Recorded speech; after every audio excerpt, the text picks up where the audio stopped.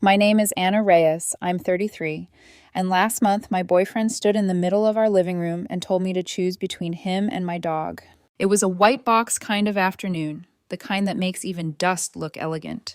Sunlight poured across the parquet in neat, accusing rectangles. Buster, my 7-year-old golden retriever, my shadow through job changes and grief, and the kind of loneliness that scrapes you hollow, was sleeping at my feet, head on his paws, chest rising and falling like a small tide. When Evan said the words, Buster gave a tiny sigh, the kind that sounds like a prayer if you love him enough. I can't do this anymore, Anna. Evan's arms were crossed, chin lifted like he was trying on seriousness for the first time. I'm sneezing all the time, my eyes itch, and there's hair on everything. It's disgusting. He pointed, not at me, but at the steady, breathing proof of my loyalty. It's me or him. On paper, Evan Carter is a catalog page come to life. 34, suit that fits like a plan, popular at work, personable at parties. In reality, he is a man who hates feeling small and will rearrange the furniture of other people's lives so he can look taller. The allergy was new, sudden as thunder. For the first year and a half, he'd posted photos of Buster's lopsided grin, kissed his soft ears, told brunch tables how we might get a second dog once we move up in the world. Then Megan came back to town. His younger sister with the expensive opinions, superior smirk, glass-walled apartment, and a talent for diagnosing other people's lives as if she were prescribing medicine. She believed big dogs belonged on rolling fields and polished people did not smell like wet fur. After sibling nights, Evan would come home with Megan's phrases in his mouth. It started as comments about grooming and lint rollers. It grew teeth. A sniffle here, a maybe you should vacuum more there, until the sneer took shape. It's childish, Anna. Are we a real couple or a girl and her pet? Every time he escalated, I watched myself become the problem. It was neat, mathematically neat, move the variables until I equaled the mess. I could argue. I could pull up medical records, show him the suddenness, ask why his symptoms blossomed only after Megan's return. But Evan plays his battles like chess, and I have finally learned that some men prefer you cornered, so they can feel chivalrous walking away. Buster's paws twitched. Squirrel dreams. If you care about us, Evan added, you'll make the adult choice. Adult choice, a phrase designed to shrink me. I stood, smoothed the front of my worn sweatshirt. If I stared too long at Buster, I would cry, and crying would give him language to use against me. I walked to Evan and placed my hands on his shoulders, earth-steadying air. You're right, I said, letting my voice go quiet, round with regret he could mistake for submission. I'm sorry I let it get like this. You're my priority. I have watched enough people to know how relief can melt a face. The anger slid off him. He softened, eyes damp with triumph. He pulled me into a hug that felt like a seal on a contract I never signed. Thank you, he whispered, like I had finally agreed to become the woman he kept advertising to his friends. I knew you'd understand, he said, louder now. This is for the best. We'll finally have a clean, adult apartment. Behind him, over his shoulder, Buster lifted his head and looked at me with those eyes that never learned how to lie. There are moments where your heart breaks and rebuilds as something sharper. Mine did it in silence. Give me a little time, I said. I want to find him the perfect home. Of course, he said. Take a week, 2 at most. He kissed my forehead like a benediction. A man who thinks victory is kindness. He went to wash his hands, always washing something, and I stood in the center of the living room and took inventory. My apartment, bought before Evan, long before the possibility of him, my deed, my mortgage, my name on everything except the groceries he liked to photograph for the sake of aesthetics. I had let him bring in a new coffee table I hated and a tasteless metal deer head for the hallway. I had let him put his shoes next to the door like a promise. I had let him move his life into mine until mine felt like it needed permission to exist. I stroked Buster's neck, felt the warmth beneath his fur. We're okay, I whispered. I'm not selling you. I'm not selling any part of me. His tail thumped once, soft and loud at the same time, like a heartbeat. Evan came out of the bathroom, scrubbing his hands with a towel. I'm going to Megan's tonight, he said casually, watching my face. We'll make dinner. You know, no fur in the food. It'll be good to eat without sneezing. Good, I said. You should get some rest. He watched me carefully, as if there might be a trap hidden in my careful agreement. Finding none, he pecked my cheek and left a subtle aftershave and victory behind. The door clicked shut. The air expanded. I walked to the window and pulled the curtains open. The city was 100 rectangles of life, all of them pretending to be more permanent than they were. I held my phone and stared at my dim reflection in the glass until my face looked like a stranger's, and I remembered I did not have to ask for permission to be the main character of my own life. Then I did two things. First, I opened the box marked Dad, the one I had not touched since he died. Inside, the hand-carved leash hook he made from oak, sanded smooth, initials scratched on the back. I pressed my thumb to the letters until my skin warmed the wood. My father used to say, "Keep what loves you and what you love. Everything else can go."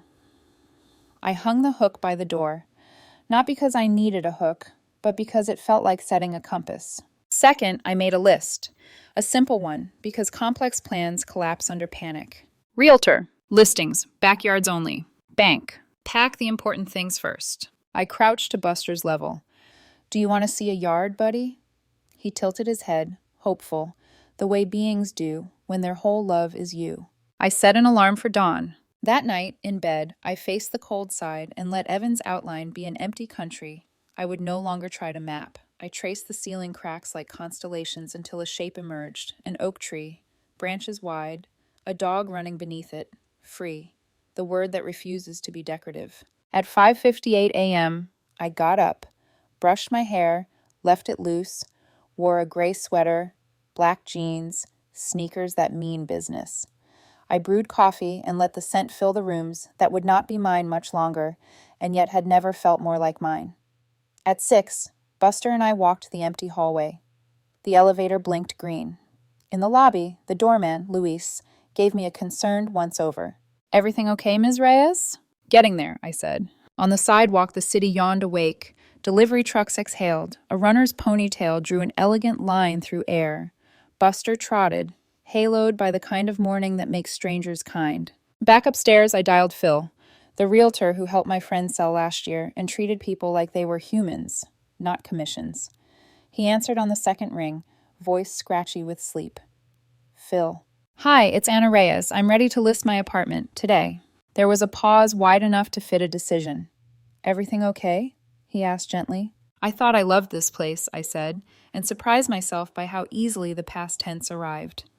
"It's time for a change. I need to move fast." "Come by the office at 9. I'll get the paperwork started. You looking to buy as well?" "Yes." I glanced at Buster, who had flopped on the rug with a dog sigh of absolute trust. House, fenced yard, no HOA that polices life.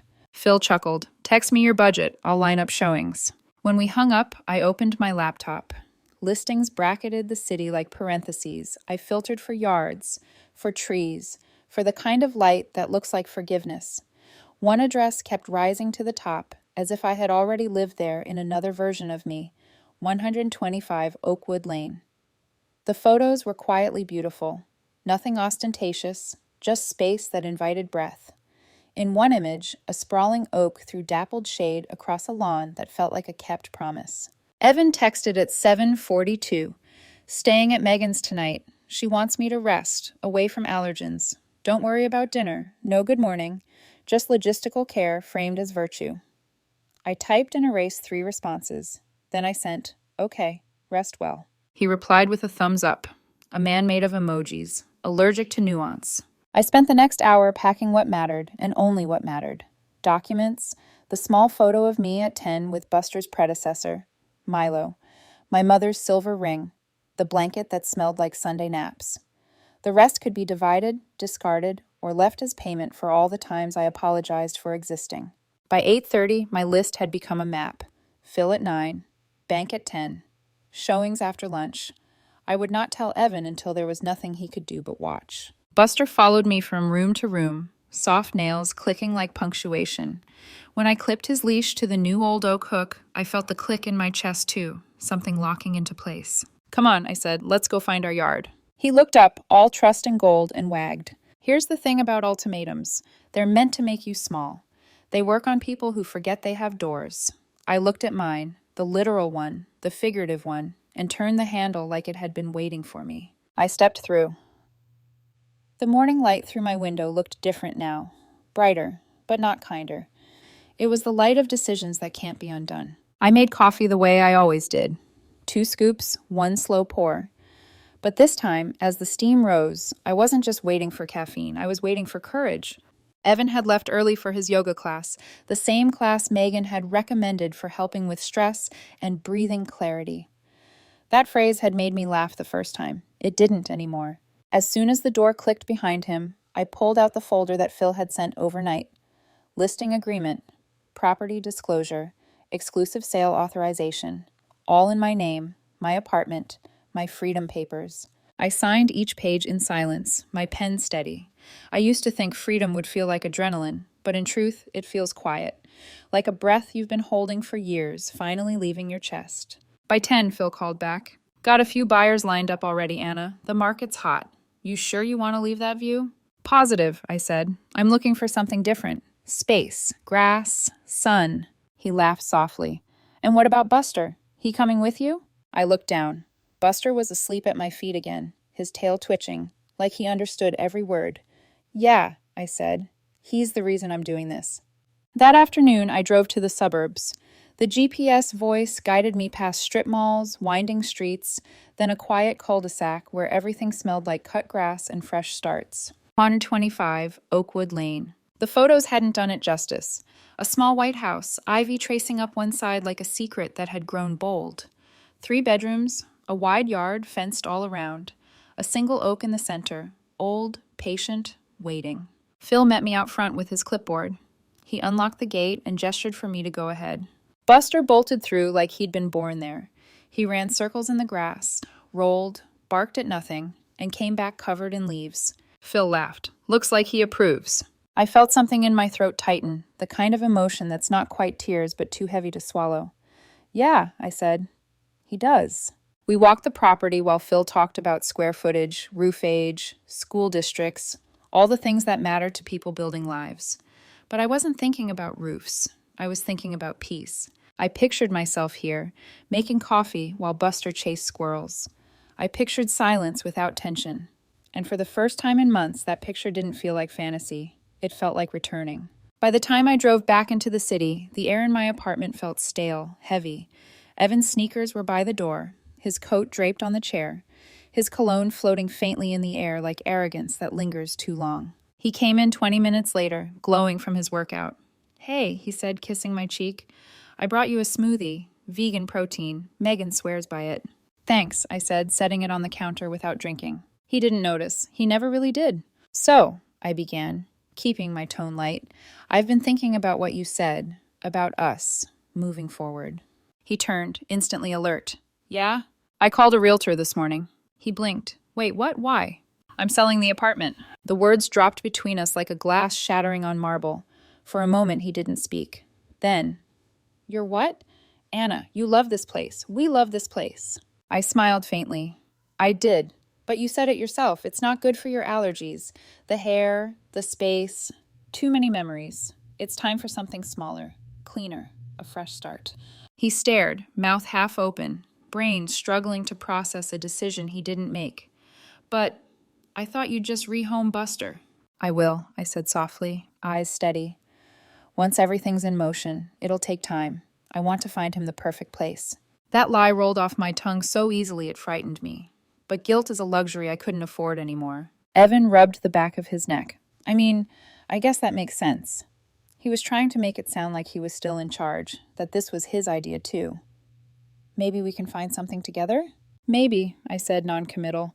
But let's sell this first, one thing at a time. He nodded slowly. Okay, I trust you. It took everything in me not to laugh at that. The following week was chaos. Photos, paperwork, cleaning, staging.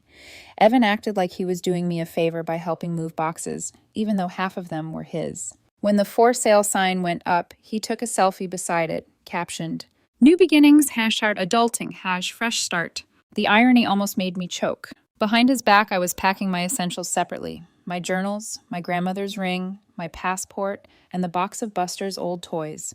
Everything else could stay. Phil called 2 days later. Got some serious interest. Also, your new offer on Oakwood, accepted. Congratulations, homeowner. I sat there, phone against my ear, heart pounding. Homeowner. Not girlfriend, not tenant of someone else's ego, owner. That night, over dinner, I told Evan one more half-truth. To make the move easier, I think we should separate our finances for now, I said, pushing pasta around my plate. Close the joint account until we know where we're headed. Keep things organized. He didn't even blink. Sure, whatever's easiest. Of course he didn't care. He assumed I was still building a life around him. I transferred my savings to a new private account that same night. The next morning, I walked into the bank, closed our shared one, and left with a sense of clarity that almost felt like adrenaline. A week later, Evan was already redecorating in his head. He sent me Pinterest boards of minimalist apartments with captions like clean, adult, no clutter. Every picture was cold. White walls, glass tables, chrome. Not a hint of warmth or life. When he showed me one with "No Pets Allowed" proudly stamped on the brochure, I just nodded. Looks great, I said, very clean. He smiled like I'd just complimented his vision. Buster, sitting by the couch, tilted his head at me. His eyes said what I didn't. We're almost there. 2 days before the open house, we had dinner with Evan's family. It was supposed to be a calm, civilized evening. It wasn't. His mother smiled too brightly, proud of her perfect son. His father said little, which made me like him a bit more. Then Megan, wearing her permanent smirk, leaned across the table. So, Anna, she said, her tone dripping with syrup, have you found a new home for... what's his name? Baxter? Buster, I corrected gently. Oh, right, she giggled. Well, if you need help, I know someone with a farm. He could, guard the chickens or something. Evan chuckled, too quickly. That's not funny, I said. The table went quiet. Megan shrugged, sipping her wine. Relax, it's just a dog. That sentence hit me like a slap. I looked at Evan. He avoided my eyes. I smiled then, calm, composed, unbothered. Thank you, Megan, I said softly. You always know just what to say. She blinked, unsure if it was a compliment or a curse. It was both. When we got home, I found a voicemail from her. Hi, Anna, it's Megan. Just wanted to say I really admire what you're doing. Sacrificing for love like that. Evan's lucky. It takes a brave woman to make adult choices. I replayed it twice, each word dripping with the kind of fake sweetness that burns on the way down. Then I saved the recording. For later. That night, Evan fell asleep beside me easily. I couldn't. I stared at the ceiling, listening to his breathing. Buster lay curled on the rug at my side, his paw twitching in some dream only dogs understand. I reached down and touched his fur, whispering so quietly it felt like a promise to the dark. They think silence means surrender. They're wrong. The next week felt like a play I hadn't agreed to star in, a glossy open house routine full of smiles and staged normalcy. Every morning, Evan became a man possessed with cleaning energy. He vacuumed, polished, rearranged, as if control could erase history. To him, this was closure. To me, it was camouflage. Whenever potential buyers came, I'd board Buster at my friend Talia's house. Evan said it was to avoid triggering his allergy. I said nothing, but every time I dropped Buster off, his eyes followed me like he knew what I was really doing. Building a world for just the two of us. Phil called it the hottest listing he'd handled all month. I called it freedom disguised as real estate. Meanwhile, I was driving out to Oakwood Lane every other evening, moving boxes in secret. My books, photo albums, Buster's leash. One trip at a time, one lie at a time. Each time I unlocked the new door, the silence inside felt different. Not empty, expectant. I'd stand by the window, breathing in that soft suburban quiet, the air tinged with grass instead of perfume. Sometimes I'd leave the lights off and just listen to nothing. Peace has a sound. You only notice it after years without it. Buster adjusted faster than I did. The first night we stayed, he ran through every room like a scout checking the perimeter, tail wagging in approval. Later, he curled beside me on an air mattress, his head resting on my arm. I whispered into the dark, "You're home now, we both are." He sighed, and I could almost feel the past unclenching its grip. Back at the apartment, Evan was still talking about our future. One night, over takeout noodles, he launched into his latest vision. I was thinking, once we move out, we can get a smaller place downtown, closer to Megan's. She found this condo complex, super modern, clean lines, no pets allowed, exactly what we need. He said we, so easily, as if I'd been erased from the equation but hadn't noticed yet. I smiled politely. That sounds nice. He brightened, misreading my tone. Yeah, right? Finally living like adults. No mess, no fur, no chaos. Megan said she can help us decorate. She's got great taste. I let out a quiet laugh, one he mistook for agreement. Inside, something cold settled into certainty. 3 nights later, his parents invited us over for dinner again. Family bonding, his mother called it. I went. Not because I wanted to, but because closure sometimes needs witnesses.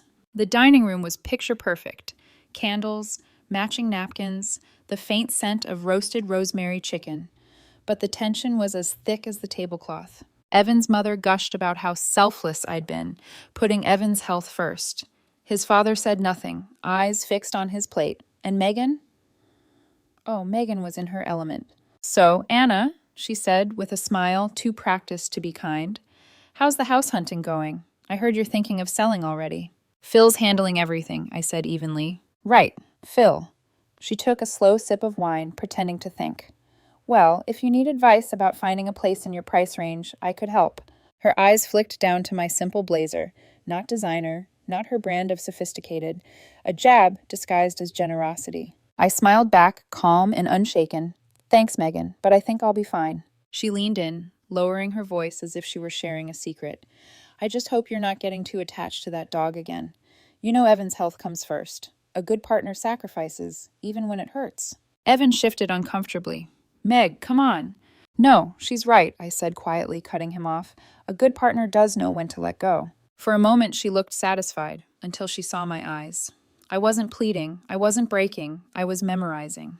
The rest of dinner played out like theater. Laughter too loud, smiles too sharp, everyone pretending the room wasn't built on condescension. When dessert came, I excused myself early. As I stood in the hallway putting on my coat, Megan followed. She touched my arm, her tone suddenly sweet again. Honestly, Anna, I think you're doing the right thing. It's mature. Sacrificing for love is hard. You're stronger than I thought. I met her gaze, calm. So are snakes. Doesn't make them less venomous. Her smile faltered for just a second before she composed herself. I left before she could reply. That night, my phone buzzed with a new voicemail. Megan's voice, syrupy and smug. Hi, Anna. It's Megan. Just wanted to say again, you're doing great. Evan's lucky. Honestly, I don't know if I could give up something I loved that much. But you're proving you can be serious about this relationship. That's rare. Anyway, take care. I replayed it twice. Each word was a weapon coated in sugar. Then I saved it. Permanently. Evidence, insurance, justice waiting for the right moment. The next morning, Evan came home from a work meeting, cheerful, unaware that I'd already spent the night at Oakwood. He hugged me from behind, rested his chin on my shoulder. You're quiet, he said. Just tired, I replied. From what? He teased. You've barely done anything today. The irony stung like smoke in my lungs. I turned, smiled faintly. You're right. Guess I should rest more. He grinned, kissed me, and walked away humming. When the door closed behind him, I sat down at the kitchen table, opened my laptop, and pulled up the final property transfer documents. I filled in every line. Name, Anna Reyes. Address, 125 Oakwood Lane. Owner. For a long moment, I just stared at the signature box. My pen hovered. Then I wrote my name in ink that didn't shake. I looked toward Buster's empty bed, his leash hanging neatly on the hook by the door, and whispered, We're almost free, boy, just a little longer. The pen clicked shut. The future opened quietly. By sunset, the last of my boxes were packed. I sat on the floor beside Buster, stroking his fur. You know, I murmured, he thinks he's winning. That I'm breaking because I agreed. But this isn't breaking, is it? Buster yawned and leaned into me, tail thumping once. No, I said softly. It's just the sound of a door unlocking. I glanced out the window, toward the skyline I'd soon leave behind. Each light in those tall buildings blinked like a reminder. The world keeps turning, even when someone underestimates you. Tomorrow, I'd move another load to Oakwood. In a week, Evan would learn what real freedom looks like, and who it belonged to. For now, I just watched Buster fall asleep beside me, his breathing slow, peaceful. The same couldn't be said for mine. Not yet, but soon. Sunday morning arrived with that strange kind of quiet, the kind that only comes before something ends. The open house was scheduled for noon, but by 7 a.m. I was already awake, folding the last of my clothes into a suitcase. Not because I needed them elsewhere, because I wanted to leave nothing of myself behind. Buster paced near the door, tail wagging like he knew what day it was. I knelt to scratch behind his ear. "Today's the last day we wake up here, boy." He leaned into my hand. I took that as agreement. I loaded the car, my car, with boxes, each one carefully labeled, deliberately missing from the inventory list I'd given Evan. Halfway through, Phil called. "Everything's set, Anna. Open house at noon. I'll be there at 11 to prep. You all packed?" "All set," I said, watching the sunlight spill over the street outside my window. "And Phil, thank you for keeping everything in my name." He chuckled. "You kidding? That apartment's your castle, not his. Besides, your new place is already under your name, too. Keys delivered. Closing finalized yesterday." My heart lifted in a quiet, private way. I had done it. The papers were signed. The house was mine. The leash hook by the door at Oakwood already held Buster's leash. When Evan came out of the shower, towel around his waist, I was standing in the kitchen with a mug of coffee, pretending to scroll through my phone. He looked startled to see the suitcase. "Going somewhere?" "I thought I'd stay at Talia's tonight," I said smoothly. "Less chaos during the open house." He nodded, relieved. "Good idea. Phil said the buyers love this place. I bet we'll sell fast." He still said will." "Maybe," I said, sipping my coffee. "You should get going soon, too. It'll be less awkward if you're not here when the buyers arrive." He grinned, grabbing his keys. "Sure thing. Meeting Megan for brunch anyway. I'll tell her it's almost done." "Tell her that," I said softly. The door clicked shut behind him. By 10, I was already driving through the outskirts of the city, Buster's nose pressed against the car window, his reflection glowing golden in the morning light. He whined when the city skyline shrank in the rearview mirror. "Don't look back," I whispered. "That chapter's done." When I reached 125 Oakwood Lane, the world seemed to exhale. The gate creaked open like a welcome. Buster bolted out as soon as I unclipped his leash, galloping into the grass, circling under the oak tree. I walked up the small front path, keys trembling in my hand, not from fear, but from disbelief that I had actually pulled it off. Inside, the air was clean, quiet. I opened the back door so Buster could run in and out as he pleased. His bark echoed through the empty rooms like laughter. It wasn't luxury, it was freedom. I sat on the floor, drinking water straight from the bottle, sweat still on my neck, heart steady for the first time in months. Evan and Megan wanted clean. Well, here it was, clean of them. The first message came at 11:47 a.m., a text from Evan. "Hey, quick question. What's 125 Oakwood Lane? I saw it on one of Phil's flyers. Says seller already secured next home there." Then another. "Anna, did you buy a house?" Then more frantic. "Are you kidding me right now? You didn't even talk to me about this. What did you do?" I stared at the screen, thumb hovering over the reply button, then locked the phone. He'd know soon enough. 2 minutes later, another buzz. Different number. Megan. "You psychopath, what the hell did you do? Evan is freaking out. You tricked him into selling your apartment just so you could buy another place for that dog?" I answered, the line filled with the sharp, shrill sound of someone losing control. "You lied to him! You lied to all of us!" I waited for her to pause for breath, then said calmly, "The open house starts in 10 minutes, Megan. Please make sure Evan's things are packed and out of the apartment before the first buyers arrive." I left boxes in the living room. "You can't just throw him out like that," she snapped. "I can," I said simply. "His name isn't on the deed." She made a sound somewhere between a scoff and a scream. "You're insane." "Maybe," I said, "but at least I'm free." Then I hung up. At 12:15, my phone buzzed again. Phil. "Hey, Anna, you didn't tell me your ex showed up." I smiled faintly. "Is that a problem?" He hesitated. "They made kind of a scene. Yelling on the sidewalk, crying, calling you names in front of the buyers. I almost called the cops. But funny thing, after they left, I got 2 offers, both above asking. People love a drama they can win." I laughed quietly, shaking my head. "Take the higher offer." "You sure?" "Absolutely." That evening, Evan showed up at Oakwood. I heard his car before I saw it, the aggressive hum of an engine used to being noticed.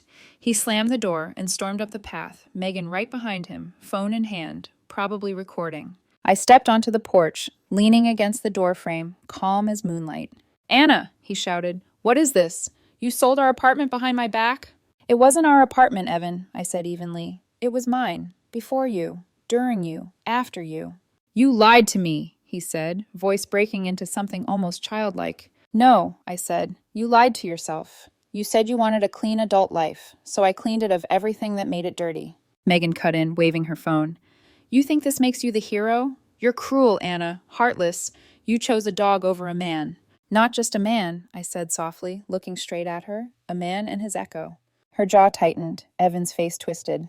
I glanced toward Buster, who was standing just inside the gate, watching. Funny, I said quietly.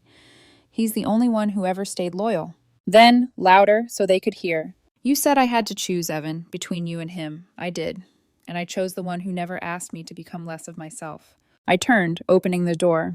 Now, if you'll excuse me, I have dinner to make, and you have a moving truck to book. Don't walk away from me, he shouted. But I already had. The door clicked shut behind me. Soft, final, like punctuation at the end of a chapter. Inside, Buster wagged his tail. I crouched to hug him, burying my face in his fur. Good boy, I whispered. We're home. Through the window, I saw them still standing there. Evan fuming, Megan gesturing, both too loud for a place built for quiet. For once, their chaos stayed outside. I poured myself a glass of wine and let the silence fill every corner. No sneezing, no shouting, no pretending. Just peace, and the sound of paws tapping against the floor as Buster chased his reflection in the glass door. Later that night, Phil texted again. Congrats! The apartment's officially under contract, above asking. Buyers love the story. I stared at the message, smiling faintly. The story. They'd never know the half of it. I posted one photo to my social media that evening. Buster, mid-run, ears flying, the oak tree glowing behind him. Caption. Some priorities aren't negotiable. The likes rolled in. The silence from Evan's family followed. And for the first time in a long, long while, I slept without locking my phone screen first. It took less than 48 hours for the silence to turn into noise again. The next morning, my notifications exploded. Messages, tags, mentions. Evan and Megan had launched their smear campaign. Their first post was a photo of Evan, red-eyed, sitting on a suitcase in the empty apartment. The caption read, "She betrayed me. I gave up everything for her health and she sold our home without warning. Don't trust people who hide cruelties behind a smile." Hashtag manipulated, heartbroken. Megan reposted it within minutes, adding her own sermon underneath. Some women weaponize independence to destroy good men. My brother deserved better. By noon, half our mutual circle had picked sides. Comments rolled in, some sympathetic, most confused. One of Evan's coworkers wrote, "Wait, wasn't that Anna's place originally?" That thread didn't last long. Megan deleted it. I could have ignored it. I wanted to. But people who build their power on perception need only one thing to crumble: evidence. At sunset, I took a single photo. Buster running across the yard, the last streak of light catching his fur like fire. I uploaded it with one line: keeping my real priorities safe and happy. Some things are not for sale. Then I added an audio file. Megan's own voicemail. Her syrupy tone filled the speakers for 28 seconds. "Hi, Anna, it's Megan. Just wanted to say I really admire what you're doing, sacrificing for love like that. Evan's lucky. It takes a brave woman to make adult choices." Nothing more, no caption, no explanation. Within an hour, the internet did the explaining for me. The comments flipped almost instantly. So she supported it before? That voicemail aged badly. "Megan, maybe sit this one out." By midnight, their posts were gone. The apology texts began trickling in. Quiet, embarrassed messages from mutual friends who had believed the first version. I didn't reply to any of them. You can't argue someone into seeing what they refused to look at before. 2 days later, another storm arrived, this time in the form of a legal envelope. The letterhead read, "Carter and Associates," though it was obviously drafted by amateurs. "Dear Ms. Reyes, we hereby demand $50,000 in compensation for emotional distress and for Mr. Carter's financial contributions during your shared domestic partnership." The rest was a patchwork of pseudo-legal jargon and melodrama, the kind of thing Megan probably cobbled together after watching courtroom shows. I called my lawyer, Sarah Lynn, a woman with a voice like polished steel. She read the letter twice, then laughed so hard I could hear her chair creak. "They can't be serious." "Oh, they are," I said, "just not smart." "Let's answer once," she said. Clean, factual, final. Her response was a masterpiece. Attached were copies of my deed, showing sole ownership, my bank statements proving I'd paid every cent of the mortgage, and a short closing paragraph. "Should your clients pursue these false claims, Ms. Reyes will countersue for defamation and recovery of legal fees. Please find attached a transcript of Ms. Megan Carter's voicemail acknowledging Ms. Reyes's self-funded property sale and relocation decisions. We sent it that afternoon. By morning, their case evaporated. Weeks passed. Autumn softened into that golden lull where everything smells faintly of change. I spent my days unpacking boxes at Oakwood Lane, hanging art, building routines. Buster learned which window let the best sunlight in. I learned how to breathe without apology. Sometimes, late at night, I'd stand by the back door watching him chase fireflies. The air would hum with the kind of quiet you earn, not stumble into. A few mutual acquaintances kept me updated. Unasked, but inevitable. Evan had moved in with Megan. Two perfectionists, one small apartment, endless conflict. Apparently, Megan was already complaining that Evan was messy, inconsiderate, emotionally draining. He'd started sleeping on the couch. They were learning, in real time, what it felt like to live with themselves. One evening, as the first cold wind of November rolled in, I poured a glass of wine and sat by the fireplace. I scrolled through my photos, Buster as a puppy, my dad building the leash hook, the apartment I used to call home. None of it hurt anymore. It just existed, like an old story whose ending you finally understand. I opened my journal and wrote one final entry under the date. He said I had to choose between him and my best friend, so I chose loyalty, peace, and honesty. He taught me that sometimes love is not about staying, it's about protecting what deserves to stay. Outside, Buster barked once, chasing the night air. I smiled and whispered, "We did it." Then I closed the notebook, set it on the shelf, and let the fire burn low. A week later, Phil called to tell me the final check from the apartment sale cleared. "Congratulations, Anna. Full closure. You did good." "I did what I had to," I said. He hesitated, then added, "You know, people usually sound sad after selling their first home." I looked out the window where Buster was rolling in the grass under the oak tree. The sky was pink, the kind of color that feels like forgiveness. "I'm not most people," I said softly, "and this isn't the end. It's just the life I should have built the first time." That night, I turned off my phone and let the world shrink to the sound of rustling leaves. Buster curled at my feet, eyes half closed. Somewhere in the distance, a train passed, a low hum fading into nothing. I whispered into the dark, half to him, half to myself. "You were never just a dog. You were the proof that real love doesn't make you smaller. It makes you brave." And for the first time in years, I slept with the door open, unafraid.